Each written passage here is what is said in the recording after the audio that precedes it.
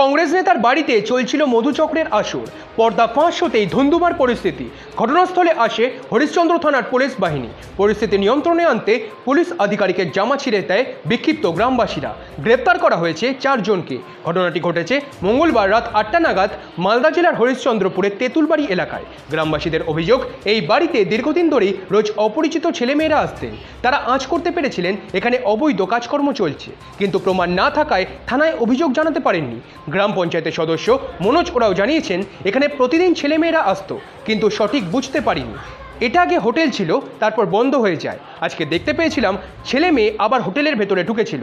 তারপর আমাদের সন্দেহ হয়, আমরা ভেতরে গিয়ে দেখি সেখানে অশ্লীল কাজকর্ম চলছে। আজকে হাতে নাতে ধরা পড়ল। আমরা চাইছি হোটেলটা যেন সিল করা হয়। হোটেল মালিক তথা কংগ্রেস নেতা মোহাম্মদ মুসলিম জানিয়েছেন, আমি হোটেলটা মাসখানেক আগে রাঙ্গাইপুরের সাদ্দাম নামে একজনকে ভাড়া দিয়েছিলাম, কিন্তু হোটেলে কাজ চলছে বলে সাদ্দাম অন্য কাউকে চাবি দিয়ে রেখেছিল। আজকে শুনতে পেলাম যে হোটেলে এই রকম ঘটনা ঘটেছে। গ্রামবাসী আমার ছেলের নাম বলছে, কিন্তু আমি ও আমার ছেলে এই বিষয়ে কিছু জানতাম না। এই ঘটনায় রীতিমতো চাঞ্চল্য ছড়িয়েছে এলাকা জুড়ে। তদন্তে নেমেছে পুলিশ। কংগ্রেস নেতার বাড়িতে মধুচক্রের আসর শুনতেই অত খারাপ লাগছে। এত এই ঘৃণ্য কাজের আমরা প্রতিবাদ জানাচ্ছি। ওখানে স্থানীয় লোকজন এটাকে ধরে এটা প্রতিবাদ জানায়। হরিশ্চন্দ্রপুরের বুকে আরও 2-1টা জায়গায় এরকমের আসর চলছে।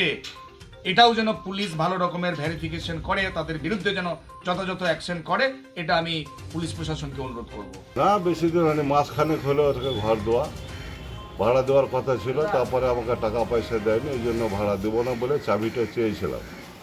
আমার ওই প্রতিবেশী যেগুলো দোকান আছে তাদের সাথে ঝগড়া করেছিল, ওই জন্য আমি বললাম যে না ভাড়া দেওয়া হবে না। সেটাকে চিনি না, অচেনা আছে, ভাগ করেছে তারা অচেনা, চিনি না। না না, আইন আইনের জায়গায় আছে, আইন আইনের জায়গায় আছে। আমি বেআইনি কাজ করতে যাবো নাকি?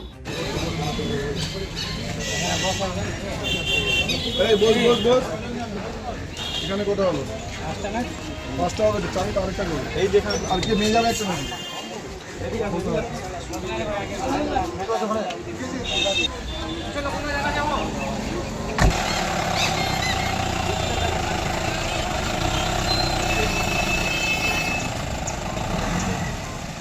মেয়ে নিয়েছিল আর 4টা ছিল। আর আমরা এখানে দুর্গা মন্দিরে প্যান্ডেল হচ্ছিলো, এখানে আমরা ছিলাম সবাই, ছেলেগুলো সবাই ছিলাম। কিন্তু ঘন্টা ধরে ওখানে মেয়ে আসছিল, ঢুকেছিল, কিন্তু এই ঘন্টার পরে বাদ দিচ্ছিল। তারপর আমরা দেখলাম যে এখানে ছেলে মেয়ে আছে, তারপর আমরা করলাম। তারপর আমরা প্রশাসনকে আমরা খবর দিলাম। তারপর ওরা আসলো প্রশাসন, ওরা সবাই তুলতে নিয়ে গেল।